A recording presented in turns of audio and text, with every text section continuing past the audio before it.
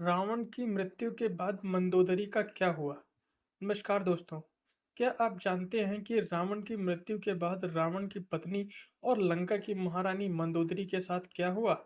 क्या विभीषण ने अपनी भाभी मंदोदरी से शादी कर ली थी या लंका से बाहर निकाल दिया था? ये एक रहस्य का विषय है, परंतु आज हम इस रहस्य से पर्दा उठाएंगे। दोस्तों, रामायण के खलनायक और लंका नरेश रावण के जीवन से जुड़ी छोटी-मोटी कहानियों के बारे में आप सबने कुछ ना कुछ जरूर सुना होगा।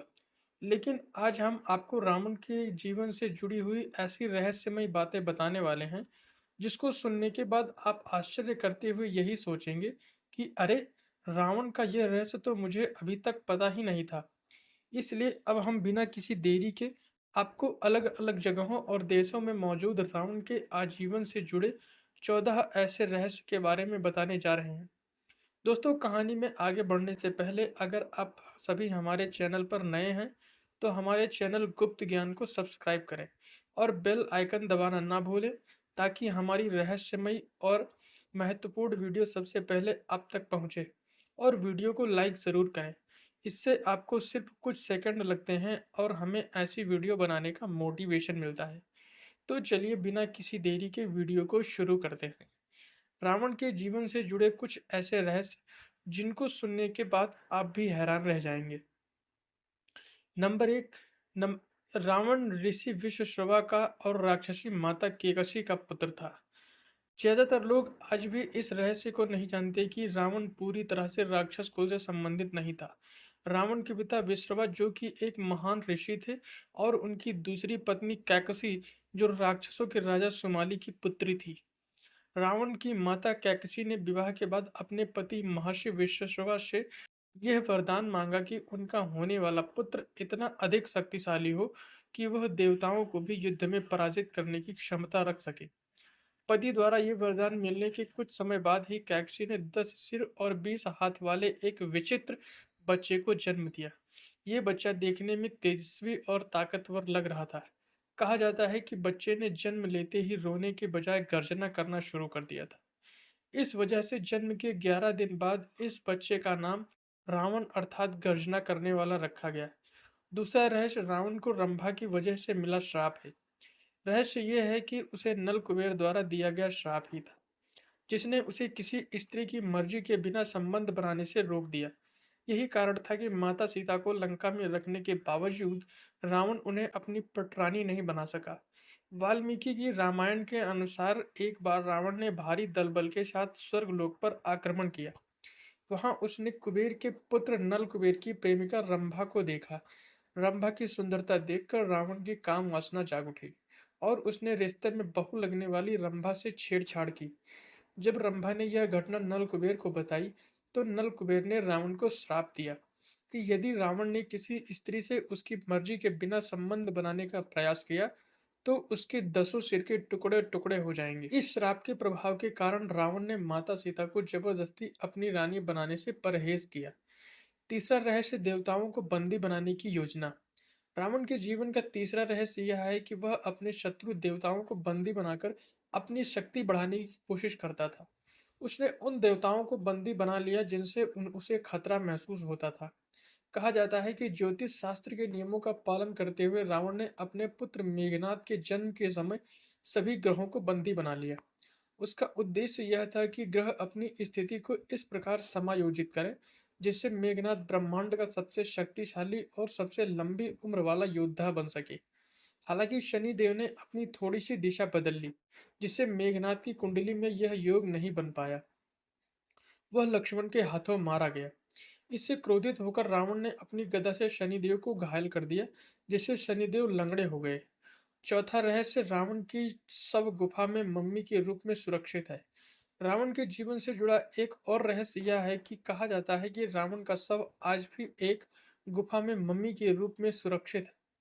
इस रहस्य की शुरुआत अगस्त 1971 में हुई, जब एक बौद्ध भिक्षु ने दावा किया कि श्रीलंका के रंगला जंगलों में स्थित राणा गिल गुफा में रावण का शव मौजूद है। बाद में श्रीलंका के रामायण रिसर्च सेंटर और कुछ टीवी चैनलों ने इस दावे की पुष्टि की। उन्होंने कहा कि यह गुफा लगभग 8,000 फीट ऊंची पहाड़ी पर स्थित है, जहां 18 फीट लंबा और 5 फीट चौड़ा ताबूत है, जिसमें रावण का शव मम्मी के रूप में रखा गया है। इस गुफा के चारों ओर बड़ी संख्या में सांप और जंगली जीव मौजूद हैं, जिससे यह स्थान बेहद खतरनाक बन गया है। इस अवसर का लाभ उठाते ही नाग कुल के लोग रावण के शव को इस गुफा में ले गए। उनकी मान्यता थी कि रावण एक दिन फिर से जीवित होगा, इसलिए उन्होंने रावण को जिंदा करने का प्रयास किया।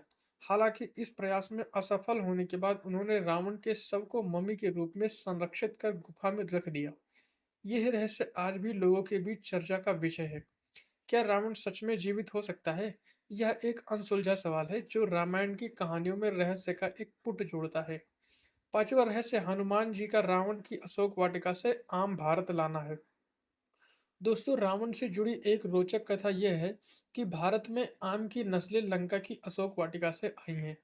इस कथा के अनुसार जब माता सीता की खोज में हनुमान जी अशोक वाटिका पहुंचे, तो उन्हें वहां दुर्लभ फलों के पेड़ दिखाई दिए, जिन्हें वह पहचान नहीं पा रहे थे।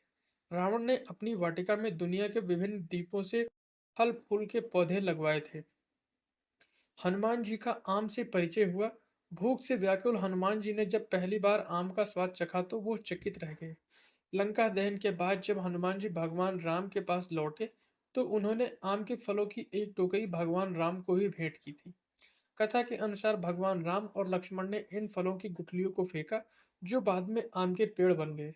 समय के साथ ये फल पूरे भारत में फैल गया और आज ये हैं भारतीय संस्कृति और भोजन का अभिन्न हिस्सा है।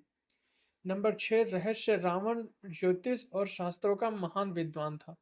रावण केवल एक शक्तिशाली योद्धा ही नहीं बल्कि ज्योतिष, वास्तु, साहित्य और शास्त्रों में भी प्रकांड विद्वान था।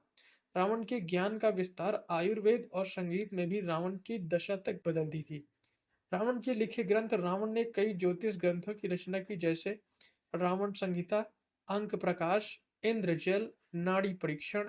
रावण ग्रंथों का महत्व आज भी ज्योतिष और भविष्यवाणी में रावण संहिता जैसे ग्रंथों का उपयोग किया जाता है। ये रावण की अद्भुत विद्वता और गहन ज्योतिष ज्ञान को प्रमाणित करता है। सातवां रहस्य कुबेर देव रावण के सौतेले भाई थे।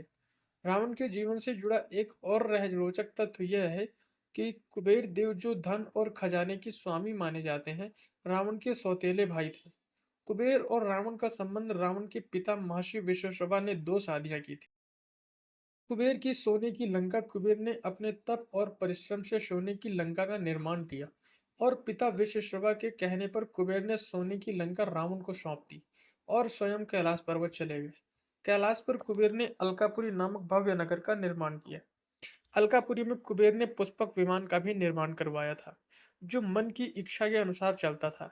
रावण ने अपने विश्व विजय अभियान के दौरान कुबेर पर आक्रमण किया और पुष्पक विमान को उनसे छीन लिया। आठवां रहस्य है देवलोक और यमलोक का विजेता था रावण। रावण दोस्तों, रावण की ताकत और विजय की कहानियां केवल पृथ्वी तक सीमित नहीं थी। उसने अपनी असीम शक्ति और विशाल राक्षसी सेना के बल पर देवलोक और यमलोक पर भी कब्जा कर लिया था। देवलोक पर आक्रमण देवताओं में भगदड़ मच गई। पृथ्वी लोक पर विजय के बाद रावण ने स्वर्गलोक पर आक्रमण करने का निर्णय किया। जैसे ही रावण ने स्वर्ग पर हमला किया, देवताओं में खलबली मच गई।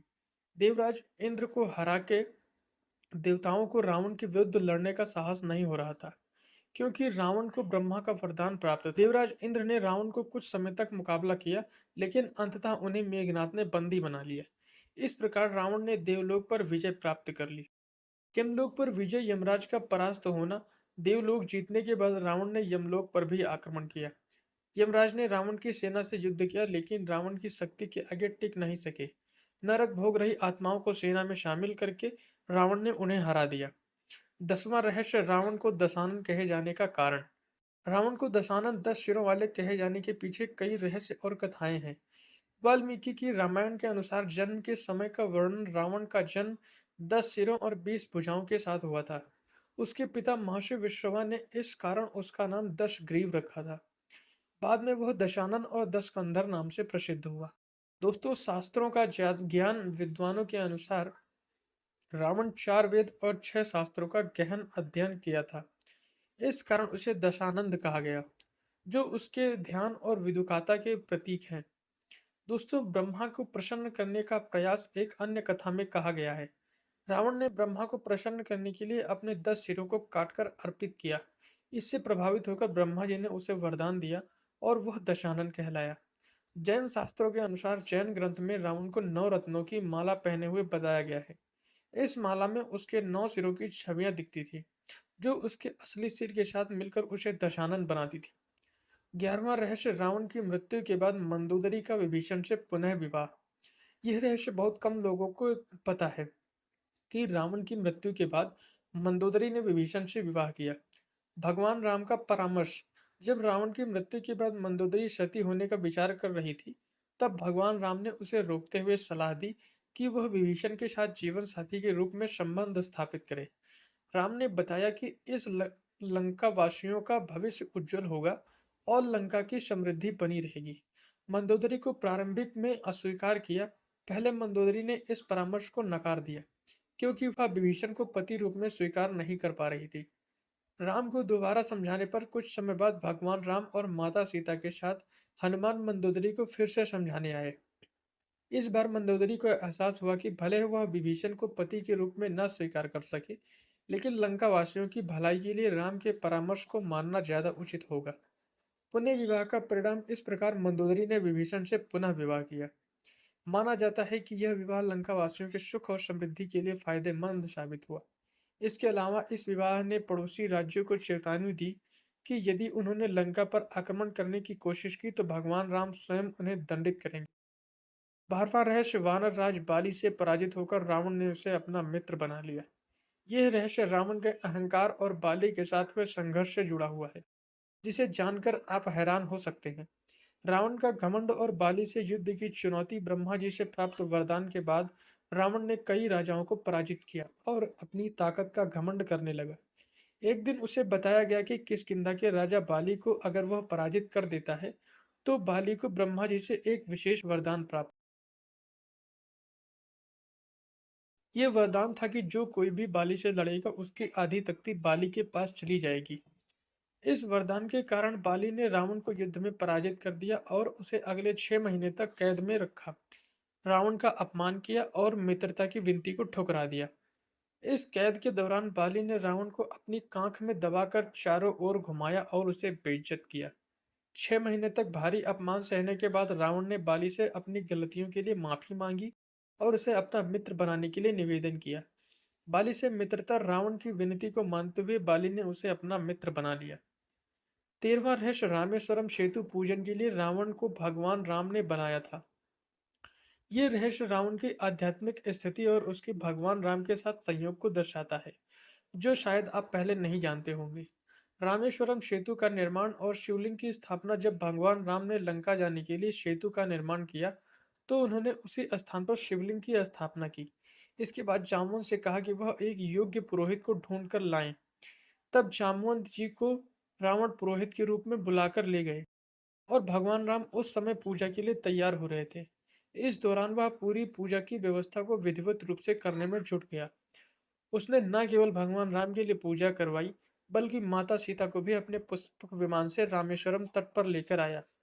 रावण का संकल्प और दक्षिणा, रावण जानता था कि भगवान राम यह अनुष्ठान लंका पर विजय प्राप्त करने के लिए कर रहे हैं।